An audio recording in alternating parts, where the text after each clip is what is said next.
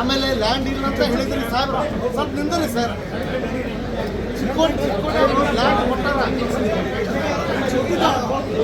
ರಾಜ್ಯ ಸರ್ಕಾರ ಭೂಮಿ ಕೊಟ್ಟಿಲ್ಲ ಅಂದ್ರೆ ಇವರು, ನಾನು ದಾಖಲೆ ಸಮೇತ ಭೂಮಿ ರಾಜ್ಯ ಸರ್ಕಾರ ಕೊಟ್ಟೈತೆ ಅಂತ ತಗೊಂಡೋಗಿ ದಾಖಲೆ ಸಮೇತ ತಾವು ಹೇಳುದು ತಪ್ಪಂತ ಹೇಳಿದ್ರೆ ಅವ್ರಿಗೆ ಅದನ್ನ ಆಗ ಬರಲಿಲ್ಲ.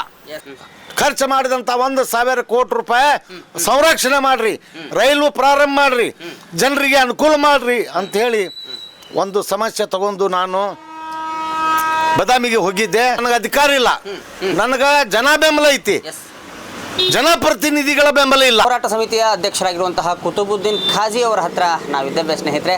ಬಾಗಲಕೋಟೆ ಹಾಗೆ ಕುಡ್ಚಿ ರೈಲ್ವೆ ಒಂದು ಟ್ರ್ಯಾಕ್ಗೆ ಸಂಬಂಧಪಟ್ಟಂತೆ ಅನೇಕ ಹೋರಾಟಗಳನ್ನು ಸಾಹೇಬರು ಮಾಡಿದರು. ಆದರೆ ಇಲ್ಲಿರುವಂತಹ ರಾಜಕಾರಣಿಗಳು ಹೇಗಿದ್ದಾರೆ ಅಂತಂದರೆ, ಇವರನ್ನು ಮುಂದೆ ತರುವಂತಹ ಕೆಲಸಕ್ಕೆ ಹೋಗಬೇಕು ಅಥವಾ ಹೋರಾಟಗಾರರನ್ನು ಮುಂದೆ ತರುವಂತಹ ಕೆಲಸಕ್ಕೆ ಹೋಗಬೇಕು. ಆದರೆ ಇಲ್ಲಿನ ಸ್ಥಳೀಯ ರಾಜಕಾರಣಿಗಳು ಏನಾಗಿದೆ, ಇಲ್ಲಿನ MP ಅವ್ರಿಗೆ ಏನಾಗಿದೆ, ಇಲ್ಲಿನ ಬೇರೆ ಬೇರೆ MLA ಏನಿದ್ದಾರಲ್ಲ ಅವ್ರಿಗೆಲ್ಲ ಏನಾಗಿದೆ ಅನ್ನುವಂಥದ್ದು ಒಂದು ಪ್ರಶ್ನೆ ಈಗ ಜನರಲ್ಲಿ ಕಾಡ್ತಾ ಇದೆ. ಯಾಕಂದರೆ ನಿನ್ನೆ ನಡೆದಂತಹ ಒಂದು ಪ್ರಸಂಗ ನೋಡಿ ಎಲ್ಲೋ ಒಂದು ಕಡೆ ಅಯ್ಯೋ ಅನ್ನುವಂತಹ ಮನಸ್ಥಿತಿಗೆ ನಾವೆಲ್ಲ ಹೋಗ್ಬಿಟ್ವಿ. ಯಾಕಂತಂದರೆ ಕುತುಬುದ್ದೀನ್ ಖಾಜಿ ಅವರು ನೇರವಾಗಿ ವಿ ಸೋಮಣ್ಣ ಅವ್ರನ್ನ ಪ್ರಶ್ನೆ ಮಾಡ್ತಾರೆ. ಸ್ವಾಮಿ, ಇವಾಗ ನೀವು ರೈಲ್ವೆ ಆಗ್ತಿದೆ ಅಂತ ಹೇಳ್ತಿದ್ರಿ, ಆದರೆ 2028 ಬರ್ತಾ ಇದೆ, ಸೊ ಇನ್ನು ಮುಂದೆ ಆಗುತ್ತೆ, ಅದ್ರ ಮುಂದೆ ಆಗುತ್ತೆ ಅಂತ ಹೇಳ್ತೀರಿ ವಿ ಸೋಮಣ್ಣ ಅವರೇ ಅಂತ ನೇರವಾಗಿ ಪ್ರಶ್ನೆಯನ್ನು ಸೋಮಣ್ಣ ಅವರಿಗೆ ಕೇಳಿದ್ದಾರೆ. ಆದರೆ ಇಲ್ಲಿರುವಂತಹ ಸ್ಥಳೀಯ ರಾಜಕಾರಣಿಗಳು ಕುತುಬುದ್ದೀನ್ ಖಾಜಿ ಅವ್ರನ್ನ ಹಿಂದಕ್ಕೆ ಸರಿಸುವಂತಹ ಕೆಲಸವನ್ನು ಮಾಡ್ತಾರೆ ಮತ್ತು ಪೊಲೀಸರಿಗೆ ಹಚ್ಚಿ ಅವ್ರನ್ನ ಹೊರದೂಡುವಂತಹ ಕೆಲಸವನ್ನು ಮಾಡ್ತಾರೆ. ಸದ್ಯ ನಿನ್ನೆ ಏನಾಗಿದೆ ಅಥವಾ ಯಾವ ಪ್ರಸಂಗ ನಡೀತು ಅನ್ನೋಂಥದ್ದನ್ನು ಕುತುಬುದ್ದೀನ್ ಖಾಜಿ ಅವರೊಂದಿಗೆ ನಾವಿದ್ದೇವೆ, ಅವ್ರನ್ನ ಸ್ವತಃ ಕೇಳೋಣ. ಸರ್, ನಿನ್ನೆ ತಾವು ರೈಲ್ವೆ ಉದ್ಘಾಟನೆಗೆ ಹೋಗಿದ್ರಿ, ವಿ ಸೋಮಣ್ಣ ಅವರಿದ್ದರು, ಹಾಗೆ ಇಲ್ಲಿನ ಈ ಭಾಗದ MP ಅವರಿದ್ದರು, ನಿರಾಣಿ ಅವರಿದ್ದರು, ಹಾಗೆ ನಮ್ಮ ಭಾಂಡ್ಗೆ ಅವರಿದ್ದರು, ಅನೇಕ ಜನ ಇದ್ದರು. ಏನಾಯಿತು ಸರ್ ನಿನ್ನೆ ಅನ್ನೋಂಥದ್ದು?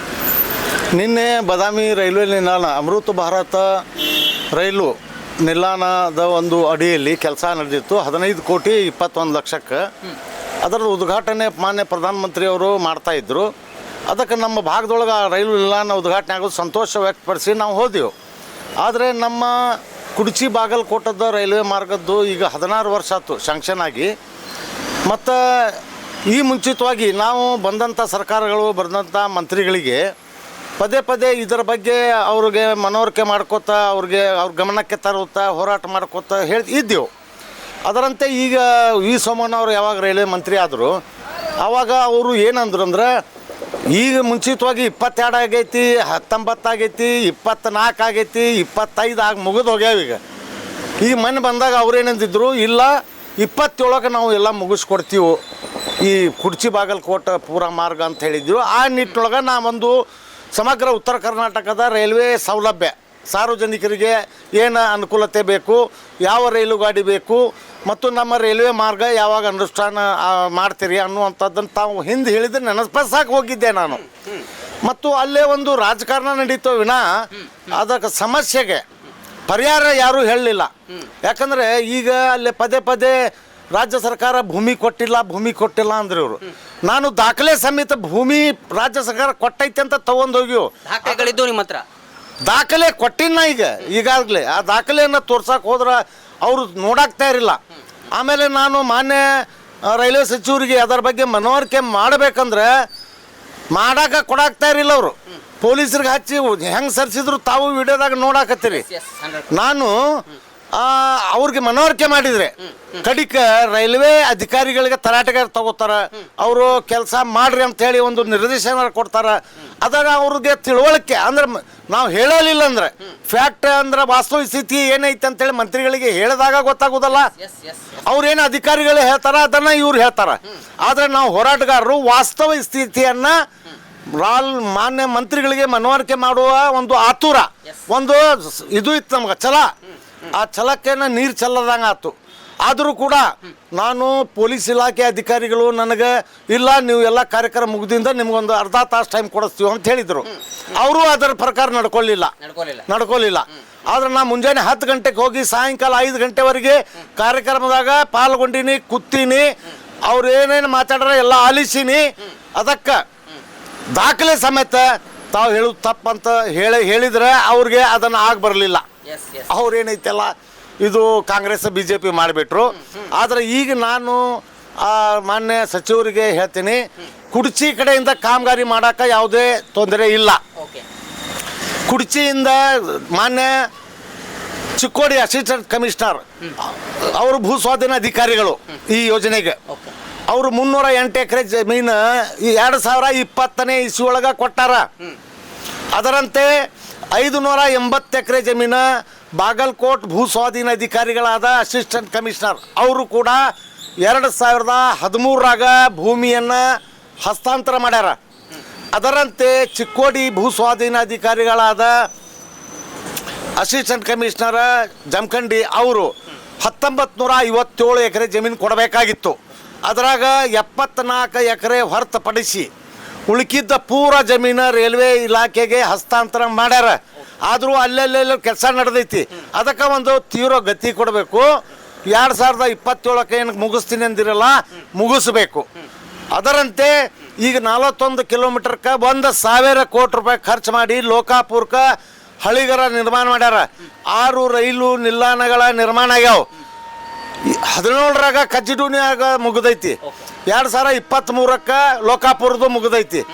ಮತ್ತು ಅವು ಕಟ್ಟಡಗಳು ನಿರ್ಮಾಣ ಆದಂಥ ಹಳ್ಳಿಗಳ ಬ್ರಿಡ್ಜ್ಗಳ ಅಲ್ಲಿ ರೈಲು ಓಡಾಟ ಇಲ್ಲಂದ್ರೆ ಆ ರೈಲು ನಿಲ್ದಾಣಗಳ ಪರಿಸ್ಥಿತಿ ಏನಾಗ್ಬೋದು ಅಂತ ಹೇಳಿ ಖರ್ಚು ಮಾಡಿದಂಥ 1,000 ಕೋಟಿ ರೂಪಾಯಿ ಸಂರಕ್ಷಣೆ ಮಾಡ್ರಿ, ರೈಲು ಪ್ರಾರಂಭ ಮಾಡ್ರಿ, ಜನರಿಗೆ ಅನುಕೂಲ ಮಾಡ್ರಿ ಅಂಥೇಳಿ ಒಂದು ಸಮಸ್ಯೆ ತಗೊಂಡು ನಾನು ಬದಾಮಿಗೆ ಹೋಗಿದ್ದೆ.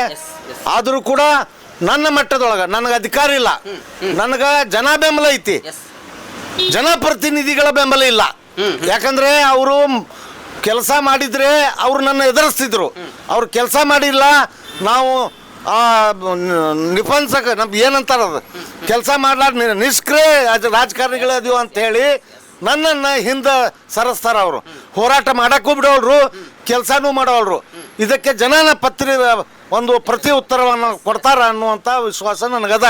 ಆದರೆ ನಿನ್ನೆ ಆದಂಥ ಘಟನೆಗೆ ನನಗೆ ಏನು ಮನವರಿಕೆ ಮಾಡೋಕೆ ಅವರು ಕೊಡಲಿಲ್ಲಲ್ಲ, ನನ್ನ ಮನೋಬಲ ಇನ್ನಷ್ಟು ಹೆಚ್ಚಾಗೈತಿ.